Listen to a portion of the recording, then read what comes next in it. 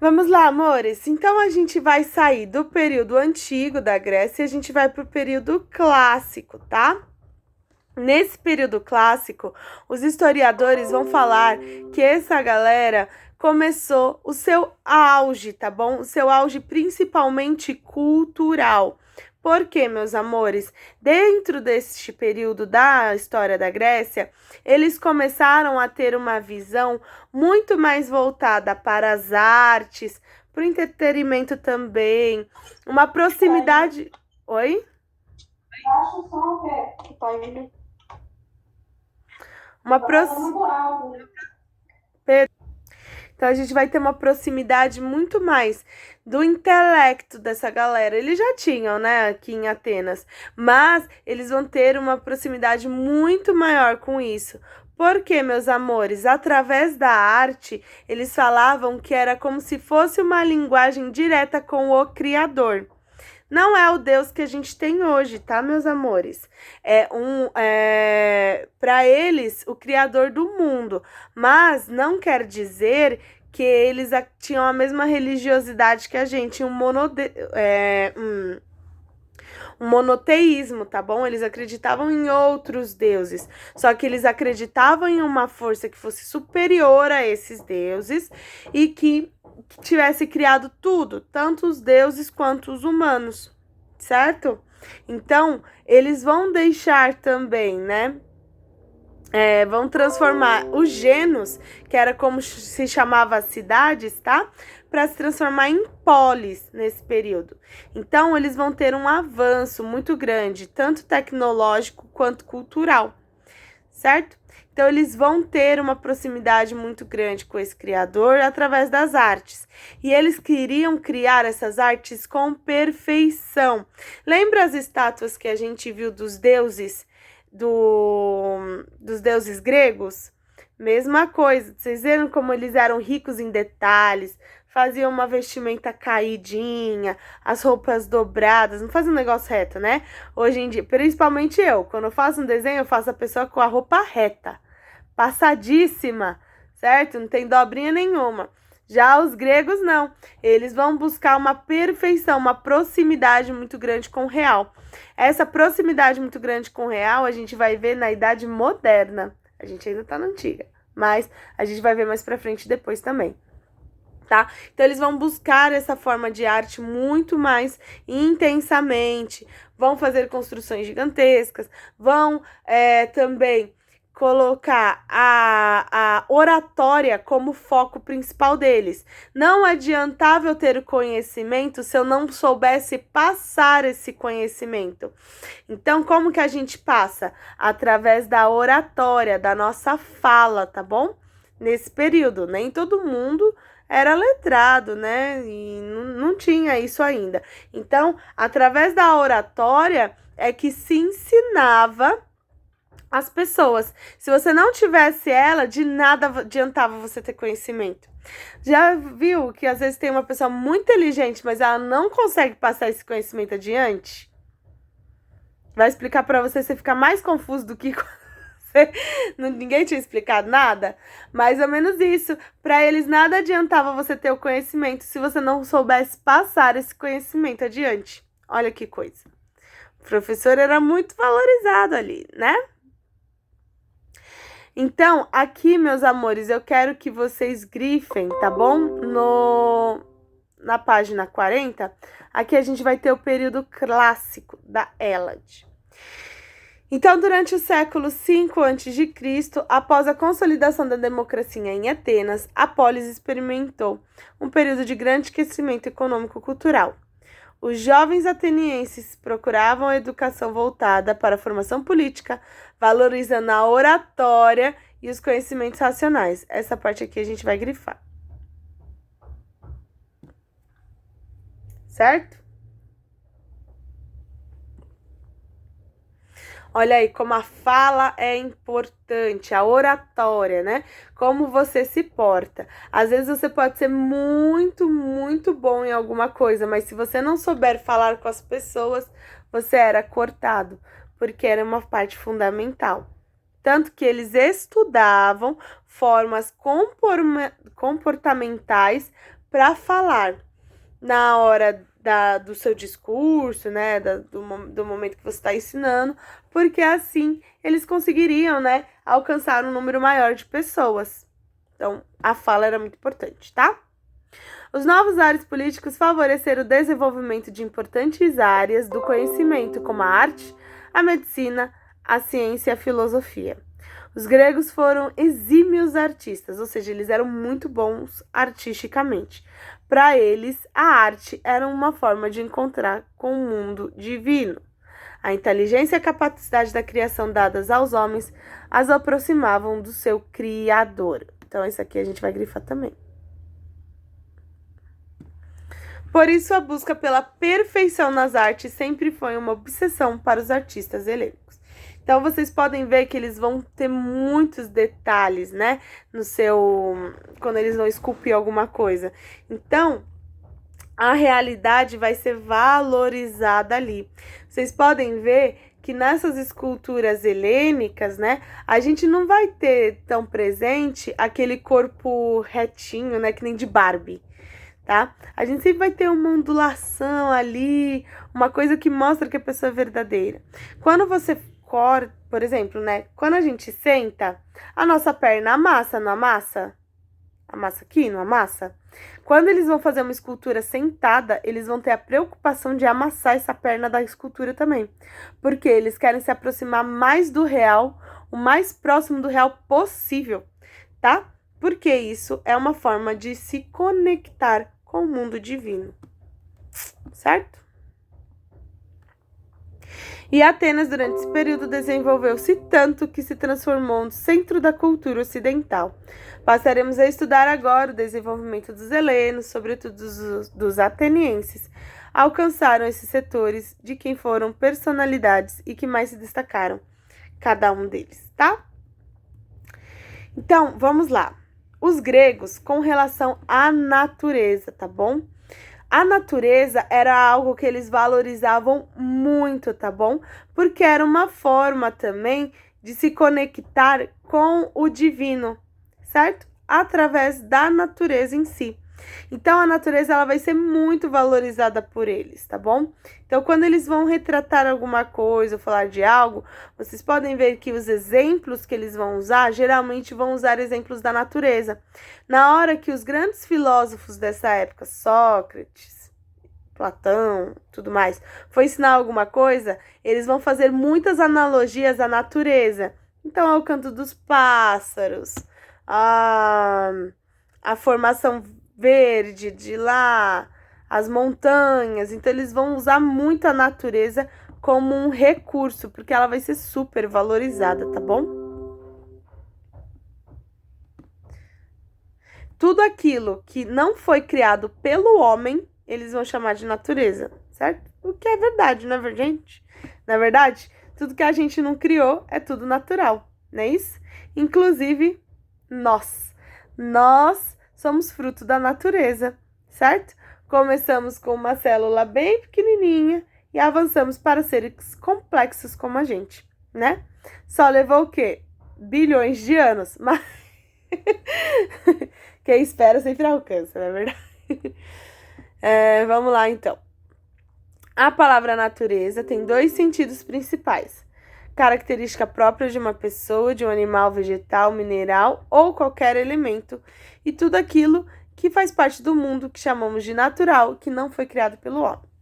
Os gregos eram fascinados pela natureza, nesses dois sentidos. Queriam descobrir quais eram as características próprias de tudo que estava ao redor deles, mas que lhes chamava atenção eram as coisas naturais.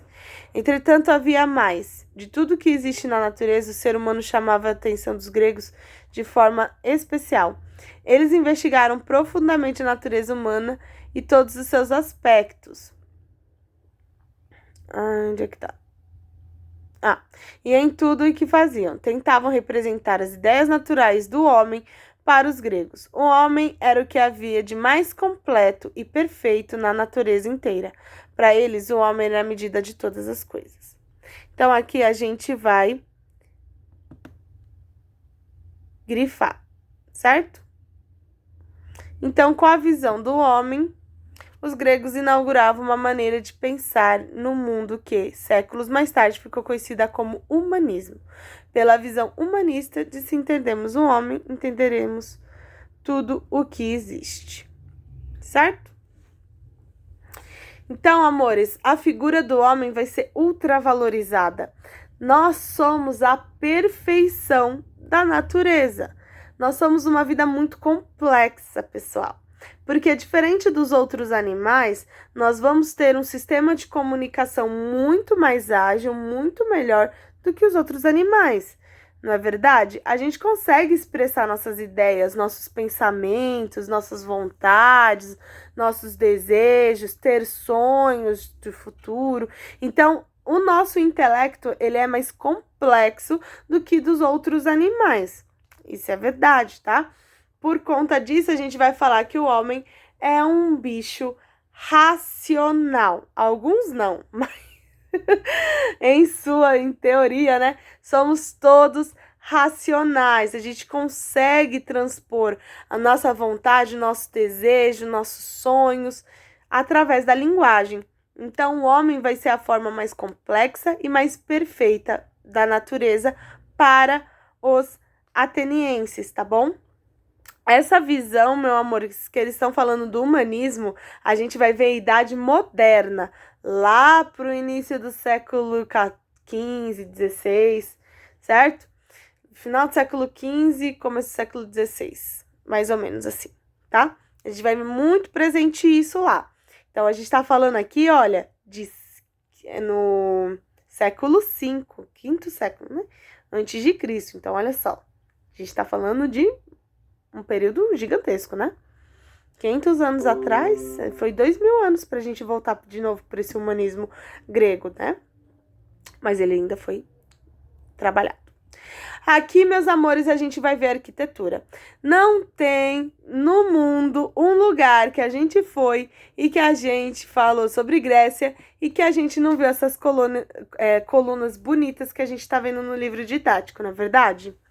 Toda vez que a gente for representar o Monte Olímpio ou algum templo, só um minutinho, ou algum templo na Grécia, a gente vai ver esse tipo de coluna, não é verdade? Pois é, meus amores. Então, vamos lá.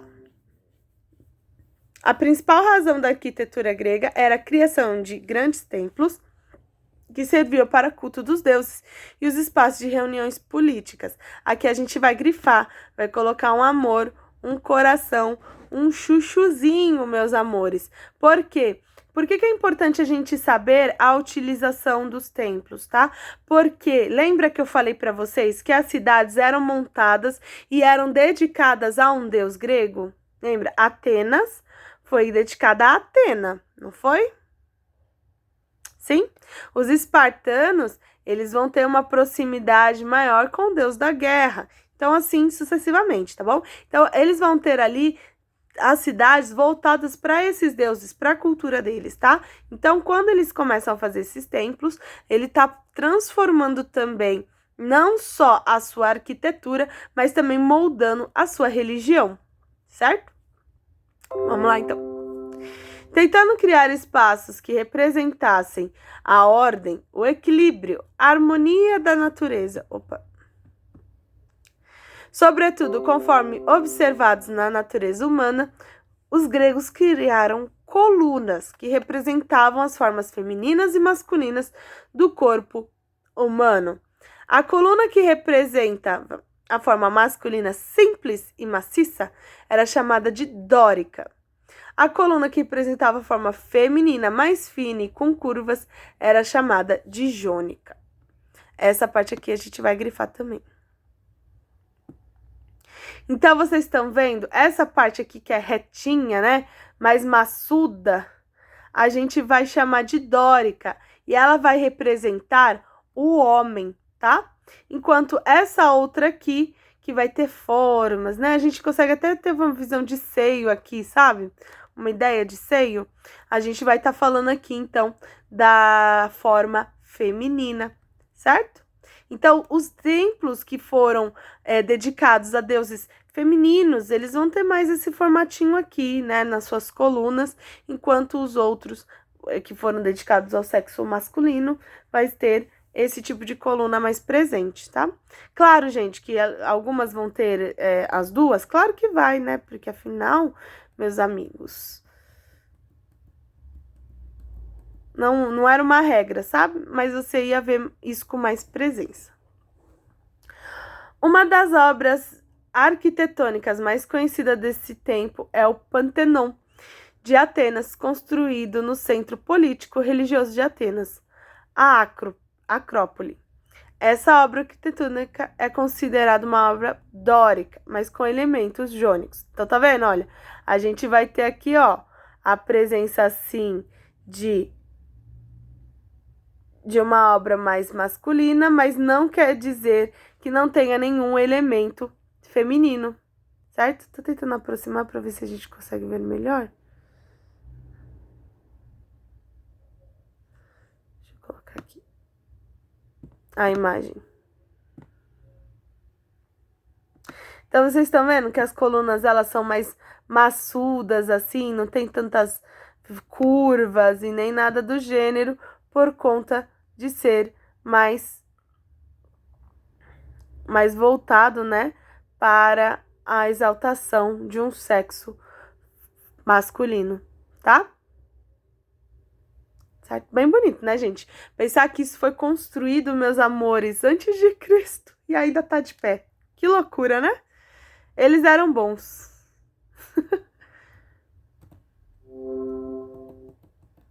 Deixa eu tirar um pouquinho do zoom agora.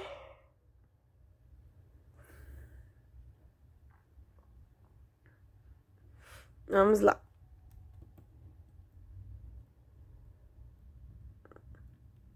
Vocês podem ver também, meus amores. Eu vou ver se o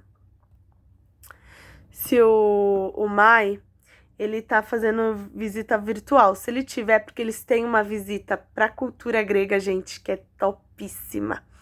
Topíssima. E ele explica muito pra gente a arquitetura também. Vocês estão vendo que o relevo aqui, ele vai mostrar, né?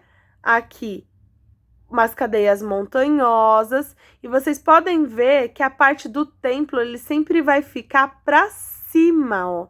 Tá vendo? Por quê, meus amores? Porque isso aqui vai exaltar o templo. Então, nas partes montanhosas, é que eles construíam mais os seus templos para mostrar que era uma coisa superior, sabe? Igual quando a gente tá num pódio, né? A gente venceu uma corrida aí. Tem o primeiro, o segundo e o terceiro lugar. Quem ganhou não fica num lugar mais elevado?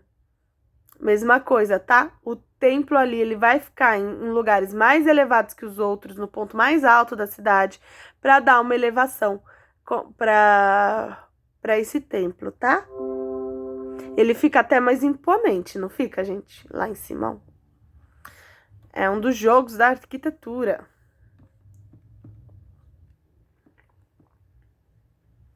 Então, vamos lá.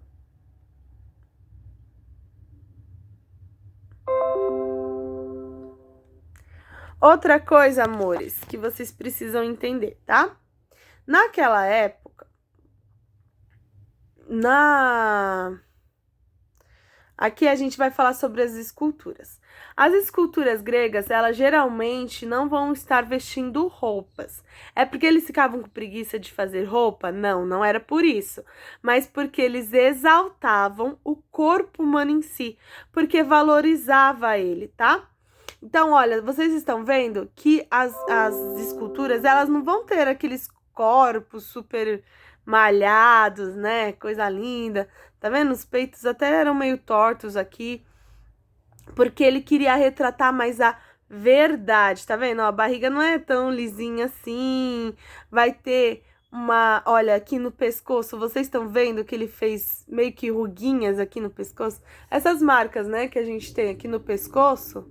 Vocês não, porque vocês têm, o quê, 12 anos? Vocês não têm idade pra ter marca no pescoço. Mas, olha, vocês estão vendo aqui na imagem que tem umas dobrinhas aqui. Então, ele vai retratar mesmo a realidade, tá? Verdade nua e crua. Não tinha Photoshop nas esculturas. Certo, meus amores? Que nem no Instagram, né? No Instagram a gente tá lindo, maravilhoso. Na verdade, aí é outra coisa. Certo? Vocês não, porque vocês têm a idade a favor, então todos são lindíssimos. Mas um dia vocês vão ficar velhinhos também. Se Deus quiser, né? Então a gente vai ver a retratação humana. O corpo em si, ele vai ser como um templo, tá? E a nudez, ela não vai ser vista como uma coisa pejorativa. É porque eles andavam nus na rua? Não, pelo amor de Deus. Mas eles não são vistos como uma coisa pejorativa para eles, tá bom? Porque afinal de contas, aquilo é o corpo, é o sacro corpo deles, onde eles guardam a sua alma dentro deles. Então não há motivos para ter vergonha dele. Entende? Que nem quando a gente vai ter essa ideia de vergonha da nudez muito mais presente quando começam as ideias do cristianismo a se difundir, né? Mas nessa época não tinha isso. E não tinha essa religião presente dentro desse território. Então a nudez ela vai ser vista como algo artístico, não como algo pejorativo como a gente vê hoje. Não é verdade? Eles não vão olhar a nudez como algo sexual, mas algo como um corpo humano, que é o que é, né, gente? Certo? Então vamos lá.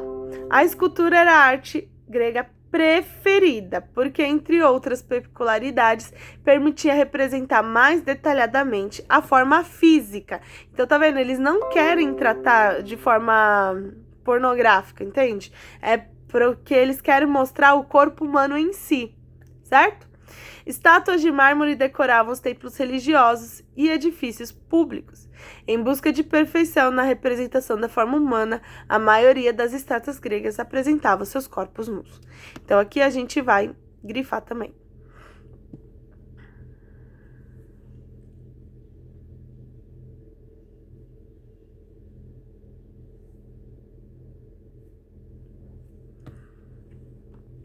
Certo, amores? Então vamos lá. E é claro, meus amores, essas esculturas, vocês têm que entender que era tudo feito à mão. Então, às vezes, demorava muito tempo, às vezes até anos. O teatro, meus amores, olha que coisa linda. Vocês estão vendo aqui? Isso aqui era o teatro, meus amores. A gente tinha cinema, tinha Facebook, tinha... que mais que a gente assiste? Tinha Netflix? Não tinha, meus amores. Onde é que eles se divertiam? Onde é que era uma confraternização pra galera assistir um negocinho, passar um tempo, tá? Era através do teatro. E os teatros vão ser assim, olha, eles tinham uma arquitetura e uma preocupação que todos vissem. Então, tá vendo esse tipo de plateia? Ela vai ser construída justamente para que todos pudessem ter um ângulo melhor. Hoje em dia a gente faz ao contrário, né? A gente vai ter ainda um pouco, né, dessas fileiras assim, mas a gente vai ter uma elevação do palco e tudo mais, né? Aqui, se você for parar para pensar, quem tá na frente do palco hoje em dia não consegue ver muito bem porque o palco tá maior do que a gente, né? Então fica meio ruim de ver, tanto que a gente no cinema não senta na primeira fileira, não é verdade? A mesma coisa, só que aqui, como é reto, né, a primeira coluna, eles conseguem ver com perfeição. E quem tá acima também consegue ver. Quem tá mais pra cima também consegue ver. E assim, eles vão mostrando pra gente, olha, a arquitetura voltada para que todos pudessem ver a peça de teatro, tá? As peças de teatros eram uma forma também deles contarem sobre a sua cultura, tá bom? Então, lendas, histórias dos deuses e tudo isso era retratado através do teatro. Vai ser uma forma de oralidade? Vai ser uma forma, mas vai ter também o aspecto visual, que as pessoas vão conseguir enxergar, né, melhor o que está se tratando ali. Então, aqui, olha o que a gente está vendo. Uma construção arquitetônica junto com a representação do teatro. Então, isso são as formas de arte se conversando para se complementar, não são? Sim ou não? Sim, né? Então vamos lá. E era nesse lugar que a pessoa ia se confraternizar, conversar, né? E tudo mais. Então vamos lá. O teatro era a parte fundamental da vida social dos gregos. As peças eram representadas em anfiteatros abertos e constituíam momentos de convívio social na polis, tão importantes quanto os encontros para os debates políticos. Então aqui a gente vai grifar também.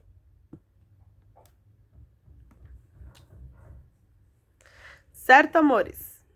Aí é como se fosse uma ida no shopping. A gente não encontra os amigos no shopping, vai no cinema e tudo mais. Esse aí era o shopping daquela época, tá? O pessoal ia lá pra conversar, bater um papo e tal. No início, as peças teatrais surgiram de rituais religiosos dedicados a Dionísio, mas com o tempo começaram a fazer parte de festividades gregas e, em geral, abordavam os temas comuns da cultura deles, como as guerras e as políticas, tá vendo? O teatro ele vai representar também a construção da narrativa da nossa história helênica, né? Então, eles vão transformar o teatro num modo de passar a cultura também para as outras pessoas, certo? Quando essas questões eram apresentadas de forma crítica e cômica, a peça teatral era classificada como uma comédia. Quando era apresentada de tal forma que ficasse em destaque a luta dos homens com o destino e com os deuses, então era classificada como tragédia, certo? Então aqui a gente vai grifar todo ele. Então, se tiver um negocinho para rir, era comédia. Se tivesse mais focado nas lutas, batalhas, né, e conflitos, a gente vai chamar de tragédia. Não sei se... Posso falar algo? Oi? Posso falar algo? Claro, amor.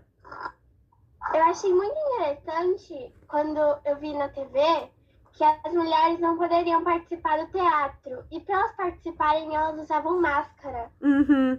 Elas não podiam, na verdade, participar no sentido de interpretar personagens, não é isso? Sim, elas não poderiam fazer parte do teatro. Agora assistir elas poderiam. Exato. Tanto que os papéis de mulheres eram representados por homens. Olha só que coisa. Eles se vestiam de mulher para representá-las, né? A gente já vê aí que a participação da mulher nesse período era pouco precária, mas às vezes elas conseguiam enganar a galera e participar. Ou, como a Mari falou, usavam máscaras, né? São peças que não vai mostrar a verdadeira forma da pessoa, né? Usavam máscaras e aí elas conseguiam apresentar peças. Mas não era tão comum assim, porque quando você cresce, gente, numa sociedade que fala que você não pode fazer uma coisa, a tendência é você não fazer, né? Mas a gente sempre vai ter aquelas pessoas disruptivas que querem quebrar o seu padrão da época, né? Isso é ótimo. Hoje em dia eu acho que tem mais. Mas naquela época era mais difícil. Olha só as máscaras que Dona Mari estava falando. Que bonitas. Muito bem. Outra coisa, meus amores, na arquitetura é que naquela forma o som reverberava melhor. Aí essa parte de som, quem pode explicar melhor para vocês é a Proísis, tá? Mas eles construíam os teatros de uma forma em que onde quer que você estivesse, todos poderiam te ouvir. Olha que coisa linda, né? Aquele centrinho ali mais baixo, aquelas plataformas, né, onde as pessoas assistiam, era construído de uma maneira em que a acústica era tão boa que qualquer lugar que você tivesse no teatro, você conseguia ouvir os atores. Porque, afinal de contas, meus amores, não tinha microfone nessa época, nem alto-falante. Então, como é que eles ouviam, né? Por conta da acústica do local. Então, olha a preocupação deles. Muito, muito top, né?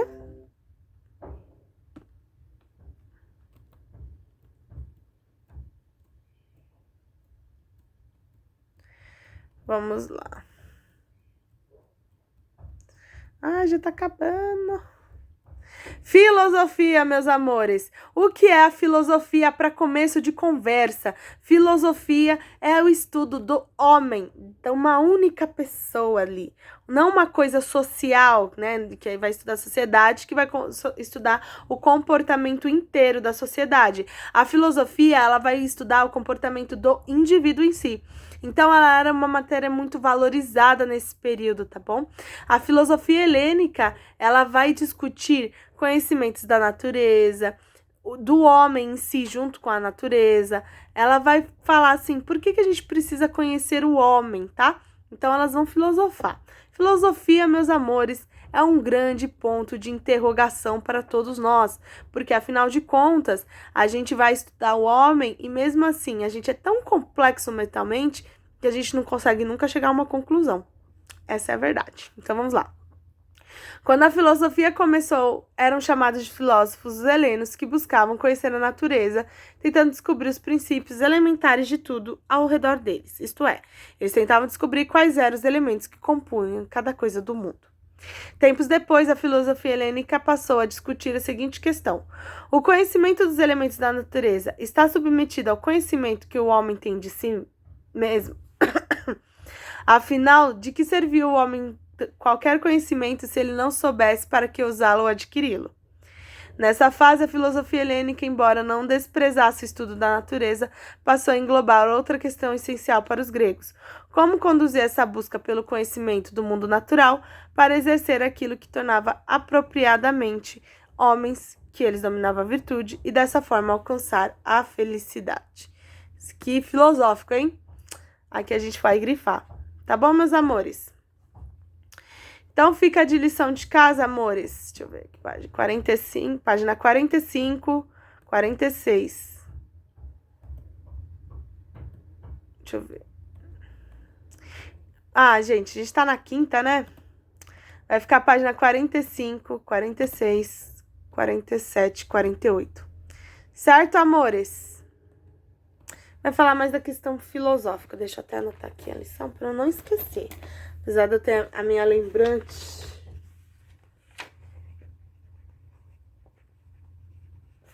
Quarenta e cinco. 46, 47, 48. A 48. Certo, amores? Alguma dúvida, choro, lamentação? Não? Amores, um beijo e um queijo. Até semana que vem. Bom descanso pra vocês. No final de semana, né? Tchau. Tchau, meu amor. Falou. Tchau, tchau.